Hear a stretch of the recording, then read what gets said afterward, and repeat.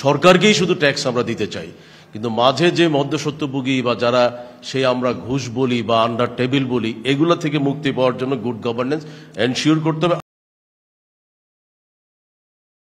আমি এই পর্যায়ে চলে যেতে যাব মোহাম্মদ সবুর খান, আমাদের former president, Dhaka chamber of commerce, please.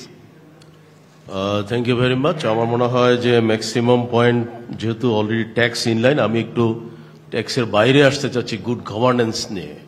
কারণ আমাদের কিন্তু সবচেয়ে বেশি উপেক্ষিত হচ্ছে গুড গভর্নেন্স, কারণ আমরা ট্যাক্স দিতে চাই সব ব্যবসায়ীরা, কিন্তু আমাদের প্রবলেম হচ্ছে আরও যে ট্যাক্স দিতে হয় ওইটার থেকে আমরা মুক্তি চাই।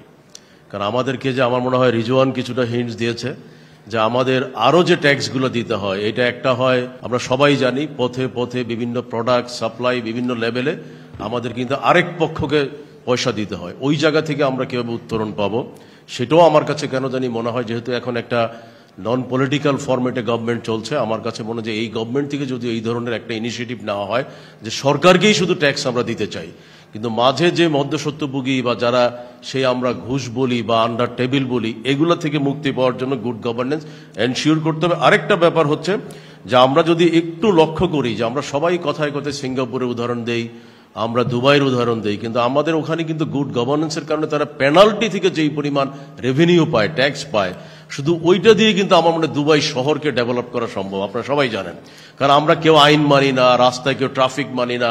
তো আমার কাছে মনে হয় এই দুইটা সেক্টরে যদি আমরা গুড গভর্নেন্স এনশিওর করতে পারি, কারণ যেহেতু এখন একটা সুবিধা হচ্ছে যে অন্তর্বর্তী সরকার কিন্তু সবাই সাপোর্ট দিচ্ছে, এবং তারা যদি করতে না পারে পলিটিক্যাল গভর্নমেন্ট কিন্তু তাদের নেতা নেত্রীদেরকে খুশি করতে কখনই তারা পারবে না। সো এই জায়গাটাতে আমার কাছে মনে হয় সবাই একটু কনফিডেন্টলি স্টেপ নিতে হবে। সবাইকে ধন্যবাদ। সবাইকে ধন্যবাদ, থ্যাংক ইউ ভেরি মাচ।